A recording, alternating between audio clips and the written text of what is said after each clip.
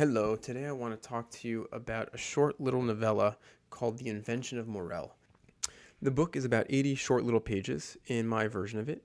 It was published in 1940 by Adolfo Bioy Casares, and Adolfo Bioy Casares was a good friend of Jorge Luis Borges, and Jorge Luis Borges actually wrote an introduction or a preface to this story, and he just sings his praises. It's a beautiful, wonderful little story, and let's just jump right into it. And so the first sentence of this book is, quote, "Today on this island a miracle happened. Summer came ahead of time," end quote. And this sort of thrusts us into the magical nature of this story. We are reading the memoir, the diary, the notes of a fugitive from the law, someone who did something unspeakable. He's our unnamed narrator, and he's running away, evading life imprisonment, evading the hand of the law. And to escape life imprisonment, he bought his way onto a ship, and he got passage to an island where no one will go because there's a rumor that there's like a deadly disease going around this island that kills everyone. And he was dropped off here, and he's living alone on this island, exposed to the elements, exposed to the mosquitoes, trying to survive, trying to get water, trying to get food, trying not to get drowned in the daily tides, trying to keep track of the tides. And he describes the experience of like eating roots, trying to see what's edible or not, and almost dying from who knows what he's ingested. And so this struggle to survive and this sort of teetering on the edge of death, on the edge of desperation, on the edge of dehydration under the hot sun, a miracle happened. Summer came ahead of time. And that's not the only miracle that affects our fugitive on this island. Eventually, he starts seeing people on the island.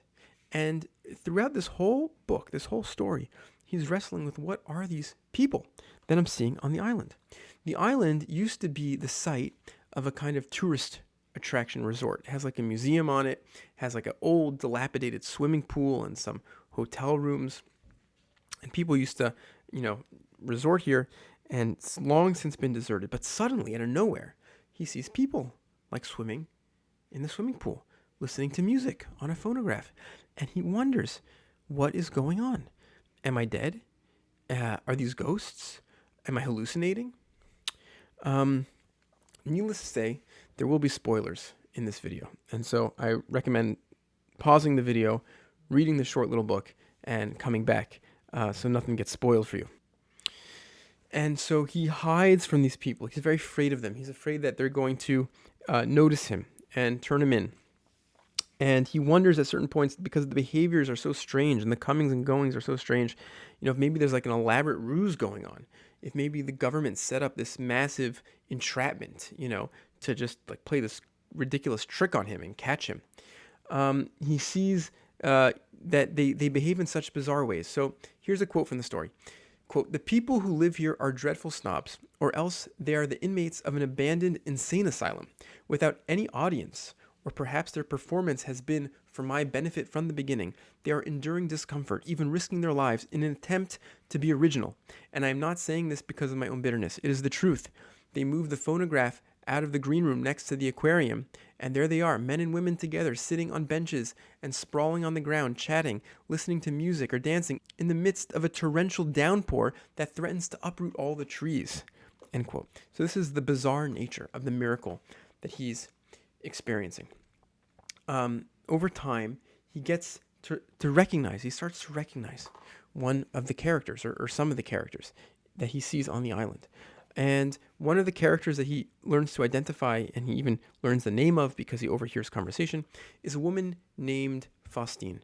And he falls desperately in love with her. Apparently she's so beautiful. And he sort of stalks her from a distance, watches her, obsesses over her. And he sees her comings and goings from a distance. And he describes one interaction that he observes not once but twice. And this interaction cuts to the heart of why this story is so interesting to me, why I've been thinking about this story at this particular moment. And I think thematically it's so crucial. So now I'm going to pull it up. He's standing off in his distance in his hiding spot, and he's watching Morel and Faustine talk. Quote, I began to realize that the words and movements of Faustine and the bearded man coincided with those of a week ago. Right? He sees an exact repetition. And our narrator comments, the atrocious eternal return. And this story, for me, is a beautiful, fictional, literary exploration of Nietzsche's idea of the eternal return. As I've said in a previous video on Nietzsche, the video titled Nietzsche is Dead and We Killed Him, the eternal return is one of Nietzsche's central ideas, an idea which I find very, very beautiful and powerful, and it, to me, is really core to my thinking and understanding about Nietzsche. This idea that all of life is lived in repetition. Life is a loop. You live your life on a loop, exactly the same way, over and over again. And I talk about that concept as it pertains to Nietzsche's thinking in great detail in that video, Nietzsche is Dead and We Killed Him. But he says, our narrator says, it's the atrocious, eternal return.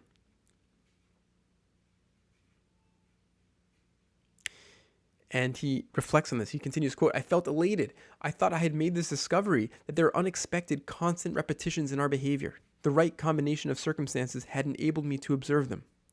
One seldom has the chance to be a clandestine witness of several talks between the same person.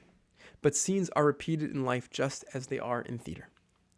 End quote. We get to know our narrator through his journaling, through his logs and entries he keeps. And one of the things we learn is that he aspires to be a writer. He's a bit of a philosopher.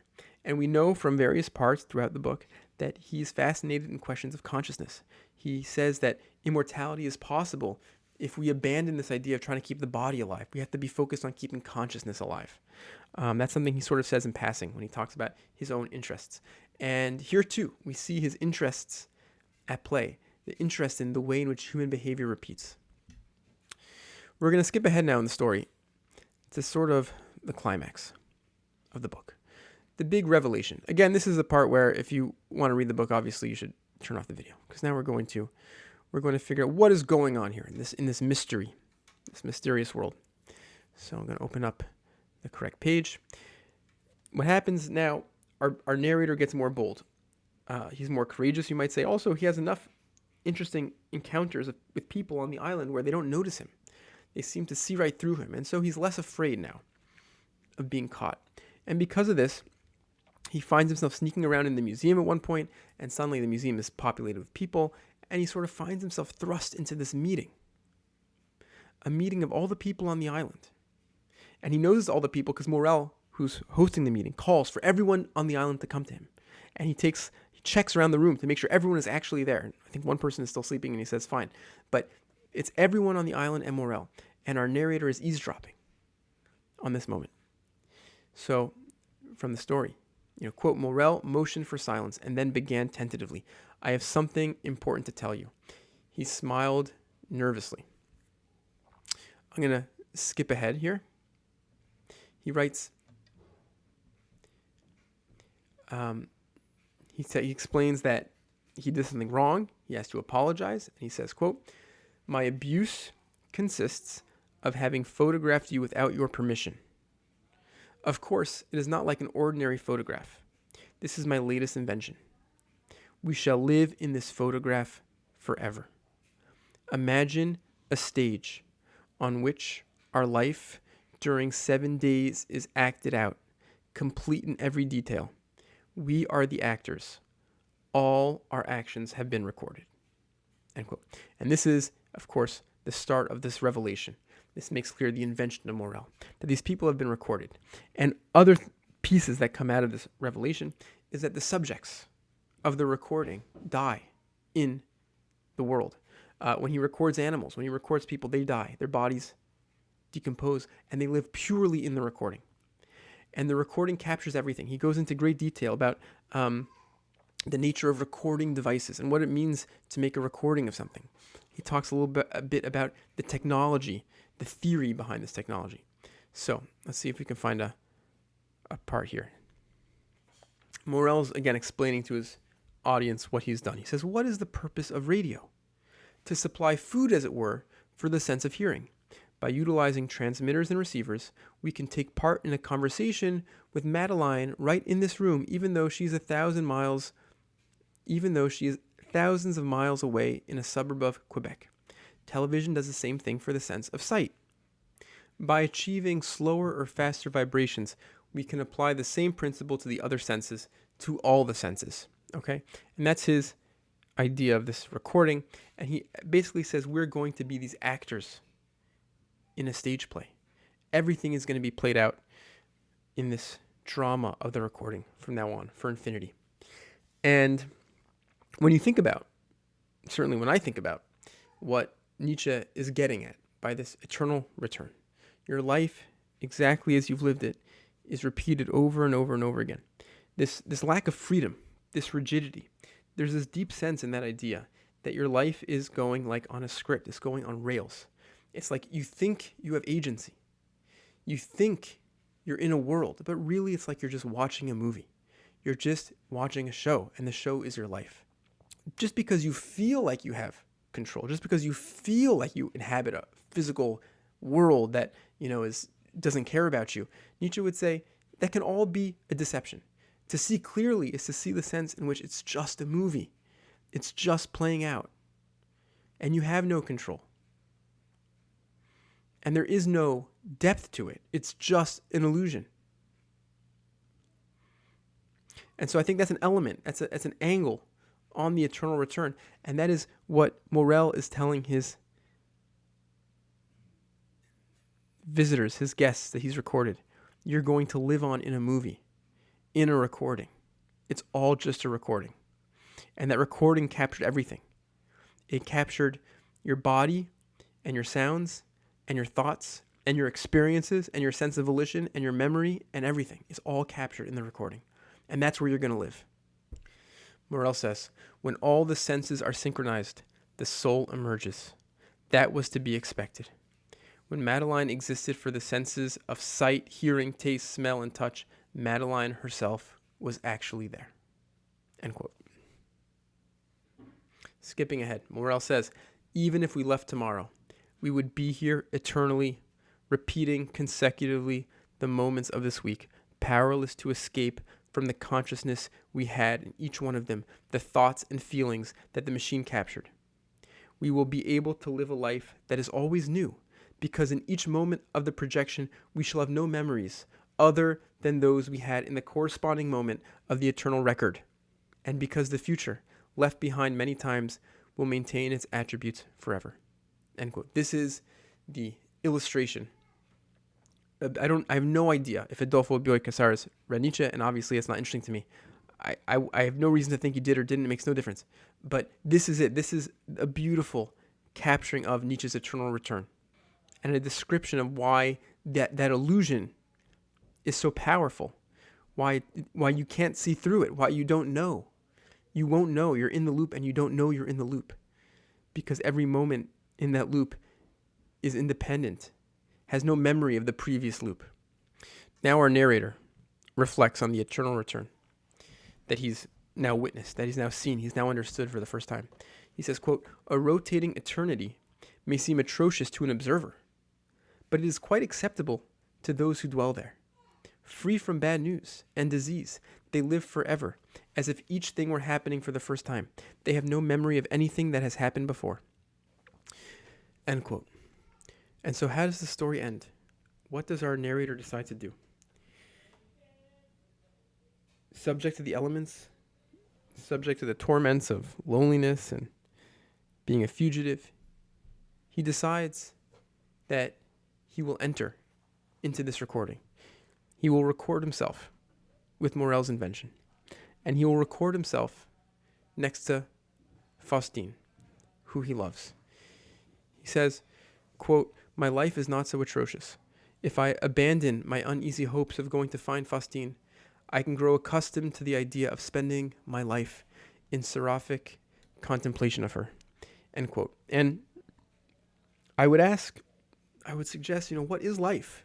But that middle period of this craving, of just wanting something, of that sense of emptiness that isn't fulfilled, that sense of unfulfillment, that sense of yearning, of longing, and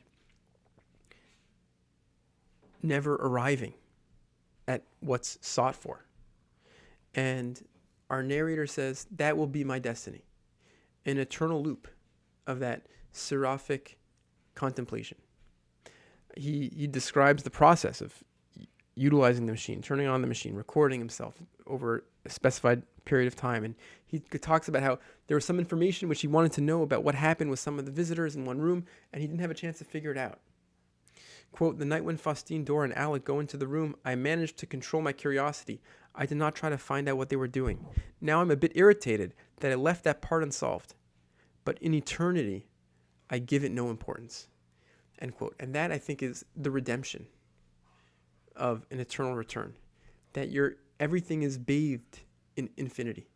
Everything is living in eternity. An eternity of waiting. An eternity of trying to get somewhere.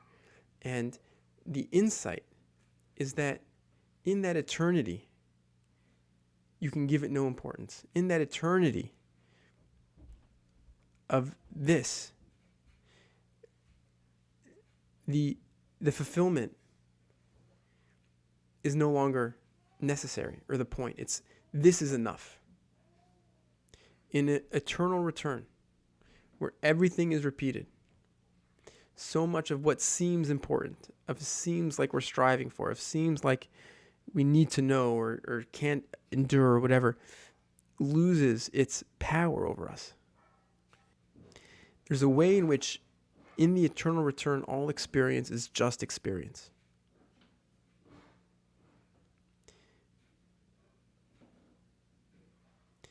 Of course, the beauty of this thought experiment, the beauty of this story, is the sense which becomes apparent so quickly is, to someone in the eternal return, you don't know how long your window is, because you only have access to the present moment.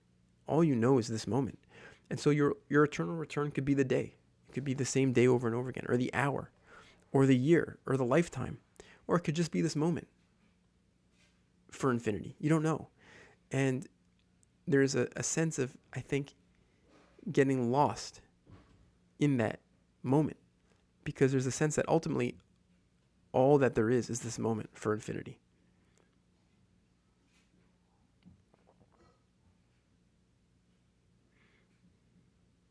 Like our narrator's union with Faustine, the union never happens. But because it's infinite, there's perfection in that waiting, in that yearning. Seraphic contemplation is enough. You don't need the union because you have this eternal return of just this forever. For me, Nietzsche's idea of the eternal return is most resonant and palpable in moments of waiting, of like commuting, trying to get somewhere, waiting for something to happen. When there's this anxiety that wells up of when is this going to be over? When is the time going to pass? And the message is that it's never over. It's just this forever. It's just this for infinity. It's never better and it's never worse. It's only just this. And in that seeing through that illusion, there could be a kind of awareness of a kind of perfection. Perfection of the imperfect. A perfection of the incompleteness of the experience. In my last video on Nietzsche, I tied this concept into the parable that the devil tells Ivan in the Brothers Karamazov. And the devil says that the devil tells this parable of a man who denied the existence of the afterlife because he was a philosopher and atheist, and he was punished. He had to walk a quadrillion miles in the dark. And the climax of the story is that after the quadrillion miles are over and he arrives at heaven, he says it was worth it. He said, I could have walked a quadrillion to the quadrillion miles and it would have been worth it.